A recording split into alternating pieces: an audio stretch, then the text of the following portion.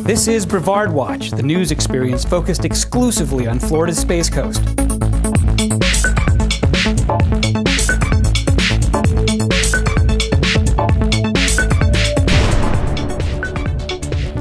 This is Brevard Watch. I'm Matt Reed. My thanks to Community Credit Union for sponsoring today's program. My guest is Erica Lemp, Executive Director of WeVenture, an organization based at Florida Tech that specializes in helping entrepreneurs, especially women entrepreneurs. She also serves on the boards of the Brevard Schools Foundation and Family Promise of Brevard, an interfaith effort to help homeless families. So many things you're involved with here in Brevard County, but that's why I love having you on the program, because you have so many great perspectives. Great big story. Come on, you got to help geek out with me here. Oh, gosh, yes. Big breakthroughs in space. The most recent one being the launch of the Falcon Heavy rocket by SpaceX, which did a couple of great things. Not only launched two of the boosters, or landed two of the boosters successfully, it also delivered its payload into space. Tesla with a Starman aboard, playing, I think, what was it, like Space Odyssey? Anyway, love it. I guess my question on a more serious level for somebody who's involved in local entrepreneurship, and you've been involved in leadership here area, is kind of what's next? You know, we have these big companies, but do we have entrepreneurs coming along that want to get into the manufacturing or the supply chain or have some other connection to space? What is your take on this? Absolutely. I mean, I think when you're looking at entrepreneurship in space, I mean, historically it had been NASA, and NASA's amazing, and NASA still actually plays a huge role in entrepreneurial endeavors in space, but I'll get to that in a minute. But when you look at a couple of the players, you look at SpaceX, you look at Blue Origin, that is the very definition of entrepreneurship and the entrepreneurial spirit, right? I mean, these are companies that were part of the new space initiative with this idea of disrupting the status quo. And I think that when you look at that, it's very inspirational for other companies, small businesses, entrepreneurs, even big companies, with this idea that they want to do something different and they want to explore this next frontier, if you will, in a creative way. I mean, Spaceman is a perfect example of that. You've got this guy just sort of floating around in this Tesla. I think that, you know, I read an article last year, actually, in Fast Company, and they were talking about this idea of these small satellites. About a decade ago, you've got major technological and entrepreneurial universities like Cal Poly and Stanford who are encouraging their students to create what they called CubeSats. I think Merritt Island High School created one, the StangSat. And Merritt Island High School launched a satellite, which is, I think, just such a neat thing. And there's so many, initially it was done as a NASA educational opportunity, right? I mean, they're doing things like looking at weather patterns and collecting data. But there's a lot of entrepreneurial applications for this. You know, if you're in agricultural, you can be monitoring crops. You can be, I actually saw one thing about somebody who was utilizing it to see, like a GPS function to see how many cars were actually parked in a specific parking lot. And, you know, for parking lot management and event management, which, I mean, there's just, the applications are unbelievable. And these companies are really going to be needing to look at, you know, not only NASA, but the private launch companies like Virgin Galactic and SpaceX to really implement that. So I think that's kind of a neat thing. It's inspirational because the application is suddenly so much more than it ever used to be. You look at things like Groundswell, which is another amazing entrepreneurial group here in Brevard County. Right off of US 1 there in South Melbourne. Right off US 1. They partnered last year with the EDC on something called Moonshot, which was an innovation series, prototypes, trying to basically look at small, local, high-tech and manufacturing, and how do we take these things to the next level. So being on the Space Coast and seeing this entrepreneurial spirit is so inspirational and aspirational to so many. That being said, I think there's still something to be said for the tradition of NASA. I mean, was the birth of space, not only here in Florida, but in the U.S.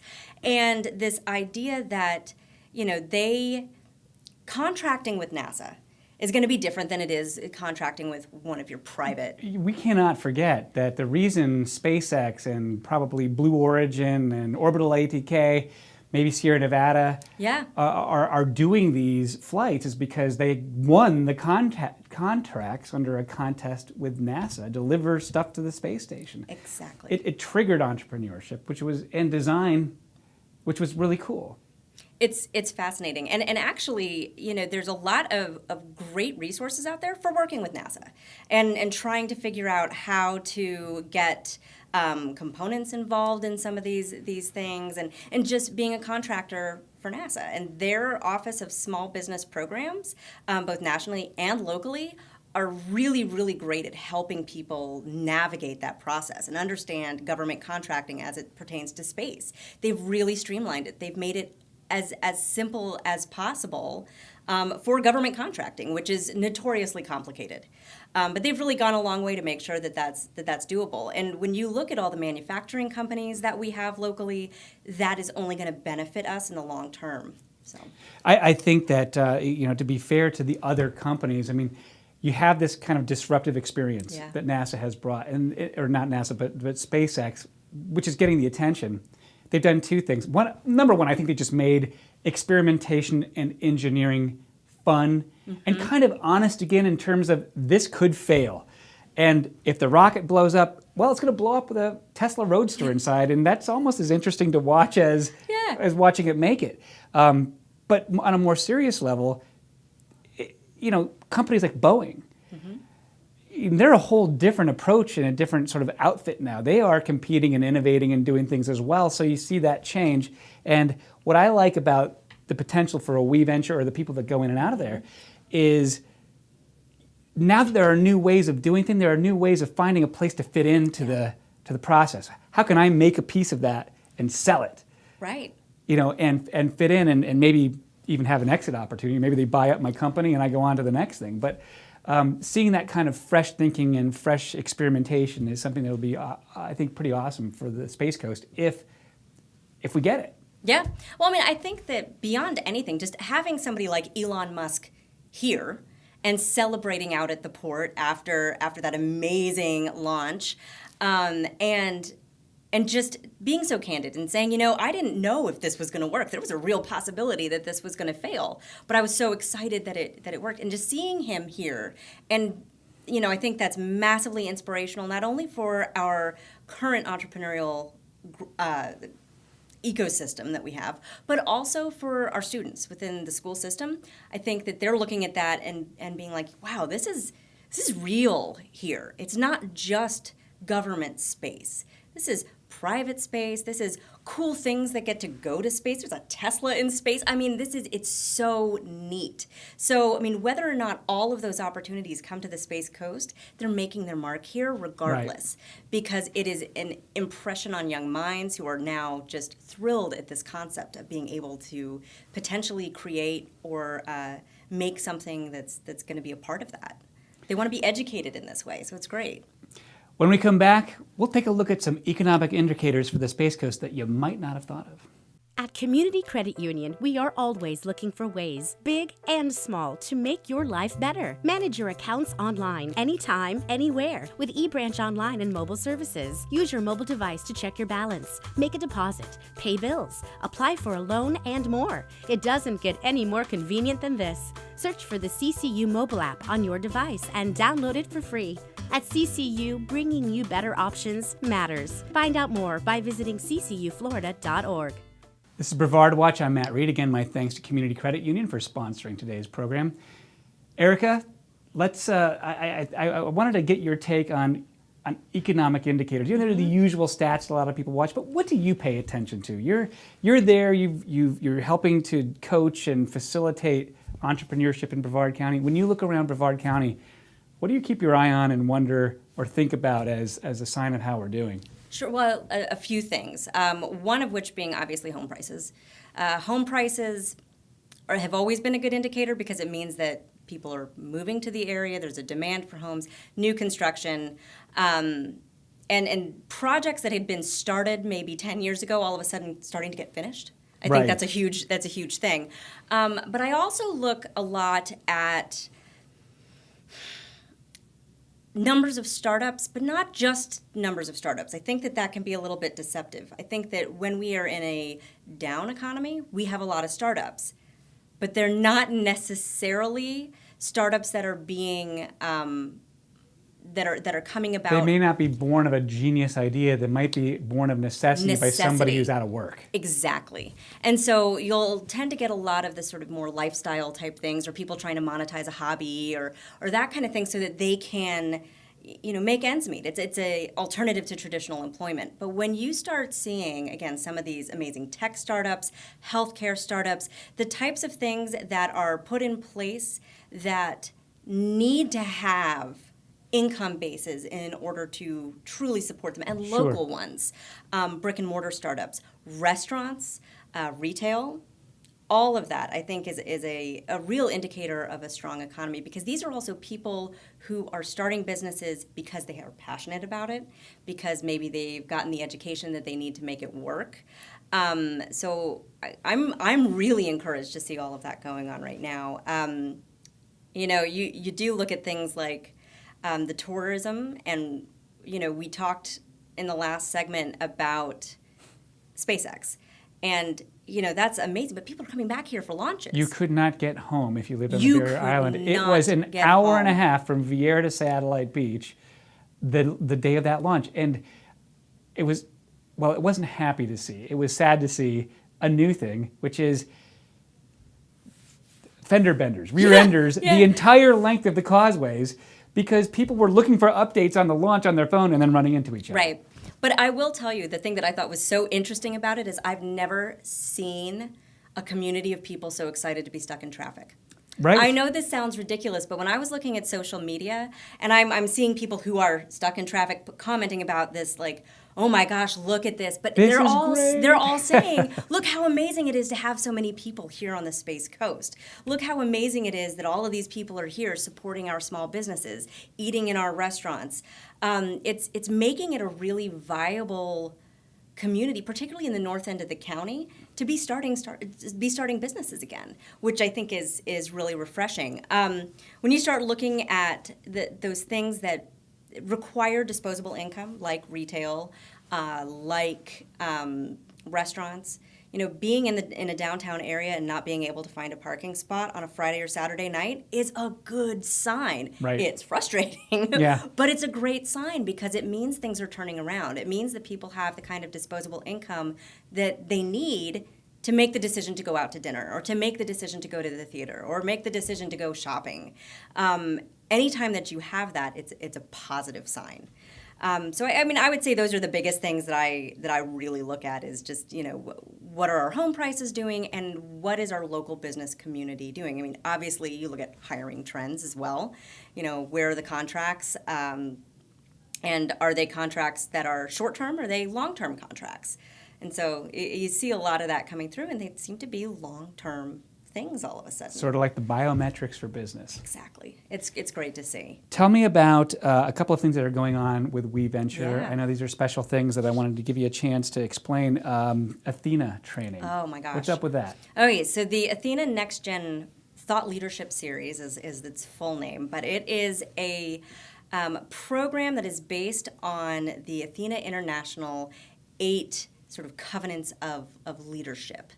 And it is a program that we're about to be starting up for the second year in a row. We are in partnership with Brevard, who is the preeminent leadership voice here on the Space Coast. So we're really excited to be working with them. But it's for women. It's for early career professional women, or women who are changing careers. So we've had entrepreneurs, we've had people who have been in one career and they're going into another career. And it's about leadership for oneself and understanding who you are as a leader. It's not the community leadership side of it, which again is what Brevard, the Leadership Brevard program does, is the real community leadership. This is about personal leadership. And so it's amazing. It's once a month for 2 hours in the morning from March, and then it winds up with a great graduation ceremony in November. It's for women, by women. We engage some incredible local female leaders. We've had Linda Weatherman from our EDC, who just does an amazing presentation about advocating and advocating fiercely, not only for what you believe in, but for yourself and for the people around you. We've had Deb Anjarami, who's with Health First, to talk about living authentically and being who you really are. Acting courageously. We've had Learn Constantly. So there's all these amazing topics that we cover, which all go into somebody really actualizing and being who they can be as a leader. And it's just such a great program. The cohort of women that we had go through it last year are just amazing, and they are still talking about the relationships that they were able to build through the course of the program, the networks that they were able to expand. And it's cool too, because we're engaging women from all different industries and all different ages. So we're really thrilled to be doing that again. Just about a minute and a half left in Yes. this segment. Tell me about the Women Who Rock. Women Who Rock. Okay, this is our big event that we do during Women's History Month, which is March. And it is our opportunity to celebrate women in the community that are doing awesome things, or people in the community that are doing awesome things for women. We changed it a little bit this year. We have our categories that we're going to be recognizing: excellence in mentorship. That's a big part of what we do, but I believe that it's a big part of what makes a business leader a great business leader, is getting mentorship. We've got a Women in the Workplace Champion Award, which is given to a business that is going above and beyond to maximize their female talent and really sort of close that gender gap. And then the last one, if I can remember what it is. Oh, outstanding small business, female small business owner. So it's a Female Entrepreneurship Award. And then we also partner with Zonta Club of Melbourne to do excellence in community service. Can't wait to see who the winners are of that. When we come back, we'll ask our school's foundation member if maybe we're expecting a little bit too much of our schools. At Community Credit Union, we are always looking for ways, big and small, to make your life better. Manage your accounts online, anytime, anywhere, with eBranch Online and mobile services. Use your mobile device to check your balance, make a deposit, pay bills, apply for a loan, and more. It doesn't get any more convenient than this. Search for the CCU mobile app on your device and download it for free. At CCU, bringing you better options matters. Find out more by visiting ccuflorida.org. This is Brevard Watch. I'm Matt Reed. Again, my thanks to Community Credit Union for sponsoring today's program. My guest is Erica Lemp, Executive Director of WeVenture, the program at Florida Tech that helps entrepreneurs grow. Erica, before we go any further, I got this interesting brochure from the EDC. Is this you on the front, living the big life and selling the Space Coast? You know, it's funny. It's actually not me, but you know, that is my board chair. That's Rebecca Shinerman. No. Yes. I was So like, it's funny that you say that. That is my board chair. well, these are the things that we talk about, and I thought she would know, but it sure looks a lot like you. And I thought, Well, I'll take that as a compliment. Thank you. it was the rocket that caught my eye. I said, we're going to be talking about rockets, and that's cool. Well, anyway, I think that was a really cool thing that the EDC did, and it's nice to see them sort of marketing the Space Coast to people who we really want to come here and build a future here. You are a board member of the Brevard Schools Foundation. And I spend my days as an administrator with the Brevard Public Schools. One of the biggest stories to impact schools recently was this tragic school shooting in Brevard County. And of course, everybody wants to know what you're going to do to keep their kids safe, and we do things. I heard one talking head after another on CNN laying almost 100% of the responsibility for keeping kids safe at the feet of the school. From the foundation perspective, you see so many needs: social needs, emotional needs, food needs. yeah. Are we expecting our schools sometimes to do more than they are meant or designed to do? In short, I think yes. I think that there is, you know, you go back to the old adage that it really does take a village to raise a child, and the schools are certainly part of that village. However, we can't be ignoring the roles of the parents. We can't be ignoring the roles of the community at large. And anymore, we really can't be ignoring the roles of, you know, things like social media and the influence of the media in general on our students and on our youth. Kids are certainly, you know, they're impressionable. They absorb everything. So they need to be getting, I think, in terms of keeping them safe, it needs to be coming from all angles. It can't just be here. It has to be in all aspects of their life. They're not at school all day and all night. Right. They're at school for a large portion of the day, and certainly that is a lot of the interaction that they have. And unfortunately, a large number of the tragedies that happen within this space that is supposed to be a safe haven. However, it's not the only place that violence happens. It's not the only place where violence is fostered. So, I think that it takes really more of a team approach. There are mental health components. There's all different components that go along with this that the schools alone cannot address. The schools alone just simply cannot address these on their own. I think that there are initiatives in place at the level of the schools that are fantastic in addressing these things. I'll touch on one thing that we do with the Schools Foundation, which might seem sort of ancillary, but we're working with the Teacher of the Year groups in the past to create something called the Teacher Leadership Council. Yes. And so this is this amazing group of teachers who are doing awesome things in the classroom that are getting together and talking about challenges that they're having and needs that they're seeing. What an amazing place to start having some of these conversations about what we can be doing. And so putting that kind of thing together to make sure that conversations are not only had about what's going on in the classroom, but what initiatives can we be starting to make sure that things are happening at home that need to be happening at home. There's things that are happening. I think that we need to make sure that if we're going to place all the responsibility on the schools, we need to be looking at ourselves and understanding what we can be doing. It's not good enough anymore, I think, just to say, well, oh, that's so horrible that happened. It's too bad that the school didn't have somebody there that could stop that.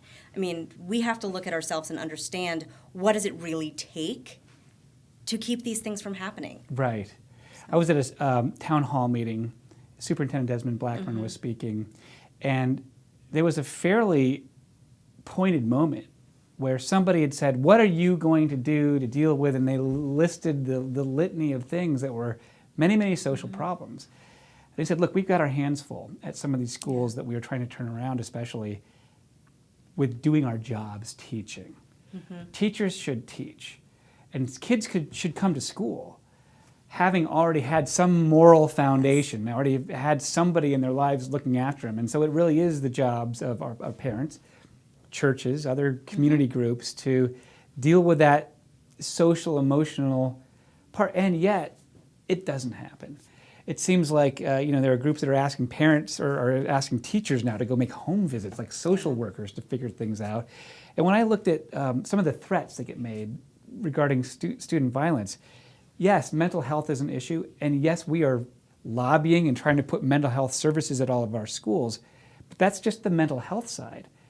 When I see a picture of a kid who's got, they're showing off firearms and tactical weapons with threats on Snapchat that say, I'm going to shoot up the school, my first thought is, how did that kid get that gun? Right.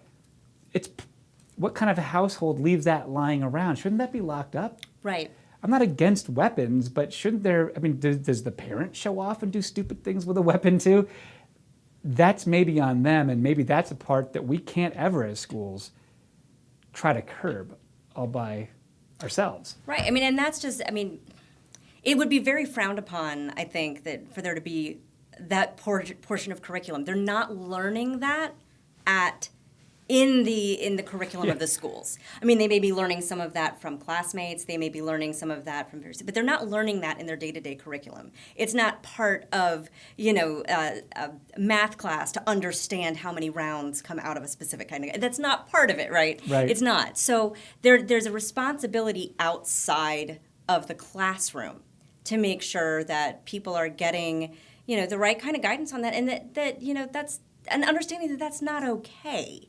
Right. That's not okay. It's not just, where did they get it, but if you, I come from the generation of shows back in like the 80s and 90s, and there was always the very special episode. Yes. I haven't, you know what I mean? It's always this person. This week, yes, on a very special episode. On a very special episode of whatever show it was. You don't see that anymore.